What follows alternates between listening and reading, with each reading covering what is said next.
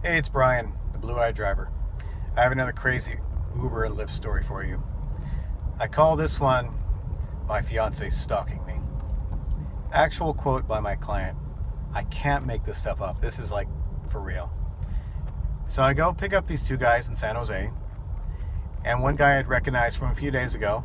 I'm like, hey man, how's it going?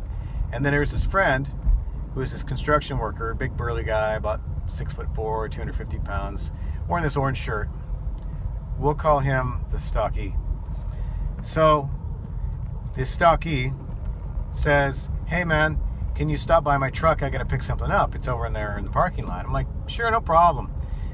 So we go over there, and there's this SUV parked next to his truck. And he sees the SUV, and he starts freaking out. He goes, oh shit! And then he ducks down so no one can see him. I'm like, what's going on?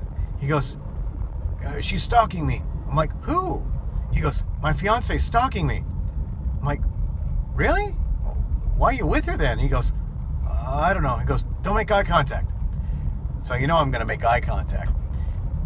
So this SUV drives by, and I'm trying not to be conspicuous, but I'm looking. This the petite woman who's like 5 foot tall, and I'm like, oh my gosh, he's scared of her? Okay. So she's kind of peering at us, and then she drives off. So then the guy's like relieved, and he goes, oh my God, you saved my life. I'm like, oh, sure, okay, no problem. He goes, okay, we'll be a few minutes, just keep the meter running. I'm like, sure, no problem. So he's talking to some people, and turns out they smoked a joint, and then I'm like, fine, whatever, just not in my car. So then they come back, and then the guy, the stalky, he's like, oh my God, I don't know why she keeps stalking me. The very next words out of his mouth are, dude, let's go do some cocaine. And I look at him, I'm like, what? No, you're not doing cocaine in my car. And he goes, why, what are you, a cop? I'm like, no, but you're not going to do drugs in my car. You go somewhere else and do that. And he's like, fine. So I go drop him off, and I think I'm done with the guy. But no.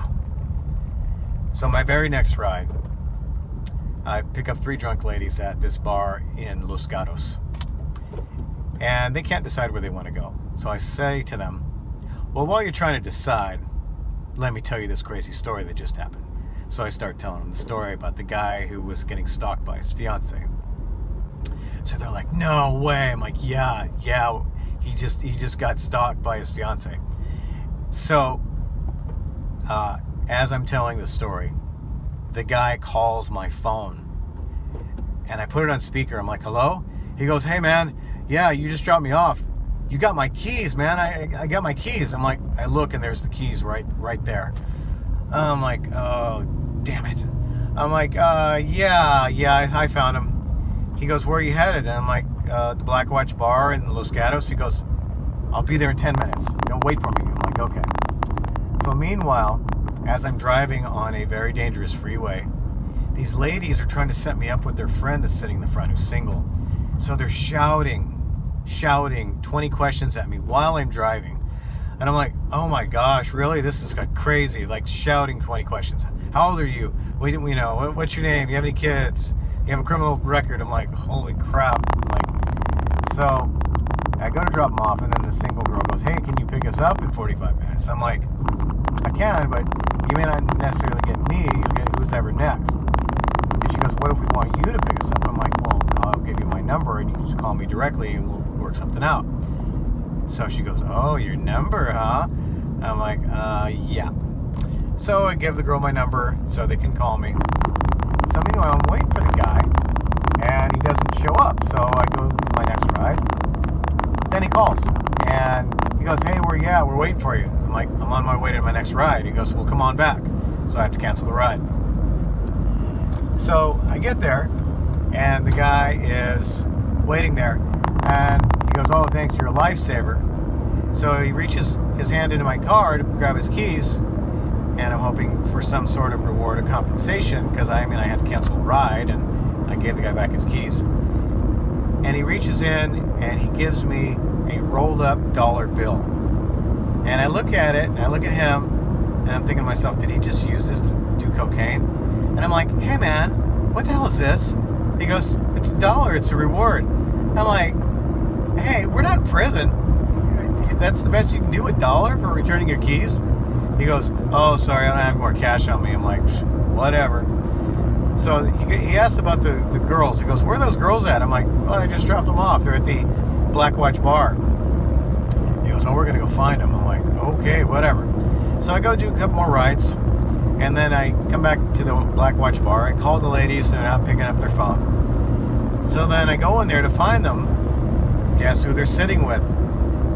The guy and his friend who's getting stalked by his fiance, and they're buying him drinks. The guy's got a fiance and he's buying him drinks, and I'm like, okay, this has just got disaster written all over it. So the guys recognize me and they're like, hey man, they give me a high five, fist bump, like, you saved our lives. I'm like, oh sure, no problem. And the ladies give me this look like, get us out of here, get us out of here. So I'm like, okay, well, I gotta get these ladies home. So the guy who's got a fiance, who's being stalked, is totally groping this one girl there, and she's like, okay, bye, oh, ew. And so I'm like, so how's it going? And they're like, oh my God, well, we hope we never see those guys again. And she goes, I know why he's being stalked. I'm like, really? What's the reason he's being stalked? She goes, oh, well, his fiance's best friend sent naked pictures of herself to him, and he sent naked pictures of him back to her. And I'm like, okay, yeah, he sounds like a keeper. She goes, oh, I hope I never see him again. I'm like, yeah. So like, hey, can you give us a ride? I'm like, sure, okay. So then I give him a ride, like, oh, I don't know, it was literally like 2 miles. And they're like, what do we owe you? I didn't even bother to turn the app on because it was just so chaotic. And I'm like, well, 20 should cover it. It was literally like a $5 ride. So they give me $20. So that's my crazy Uber story. My fiance's stalking me. So stay tuned for more crazy, funny Uber stories.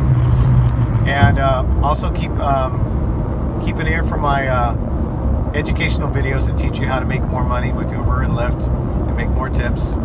I'll share my experiences with you and how you can adjust the learning curve so you make more money. If you're interested in becoming a driver, click the links below. I'll mentor you for free. If you're interested in free rides, click the links below. Okay, talk to you soon. Bye.